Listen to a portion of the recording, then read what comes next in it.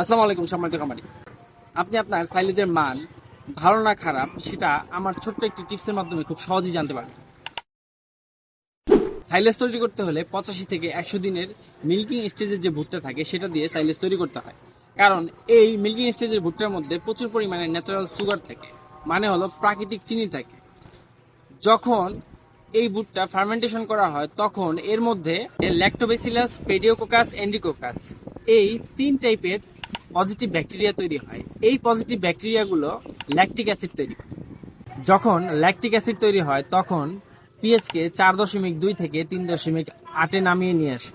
এই টোটাল কাজটা করে বায়োকেমিক্যাল রিয়াকশন।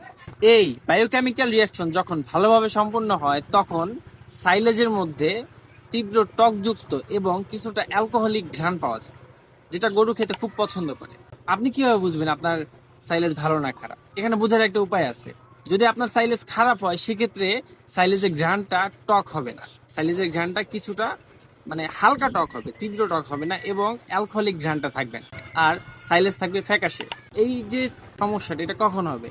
যখন আপনার সাইলেজের মধ্যে ভুট্টা কম থাকবে তখন এই টক ঘ্রাণটা হবে না, অ্যালকোহলিক যে এটা সেটাও থাকবে না।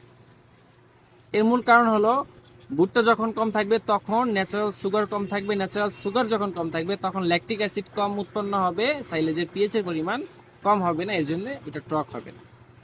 এছাড়াও সাইলেজের মধ্যে রয়েছে ভিটামিন এ, বি এবং ই। সাইলেজ খাওয়ালে আপনার গাভীর ফার্টিলিটি সিস্টেম ডেভেলপ হয়। এই সাইলেজ বিষয়ে যদি আপনি আরো বিস্তারিত জানতে চান তাহলে আমার কমেন্ট বক্সে মন্তব্য করে জানান আপনি এই বিষয়ে আরো জানতে চান।